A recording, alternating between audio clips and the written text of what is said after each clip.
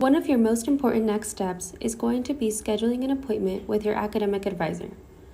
You can do this through Buff Portal Advising, found under the Academic Advising card. When you first sign in, you will see your name on the top left, and right underneath, you will see your Student Success Team. Your Student Success Team is made up of professional faculty and staff that are here to guide you through your academic journey and can vary by department and programs.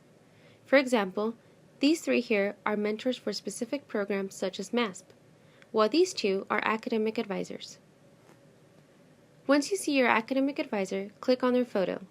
This will take you to their calendar. As you can see, the meetings are color-coded. Anything in gray are appointments that have already been booked by other students. Anything in light blue, which matches the advisor's box, are open appointments. To book the appointment, simply click on it. Fill out the description box and select the type of appointment you would like to have.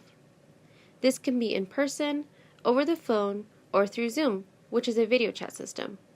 Then click Next and book the appointment.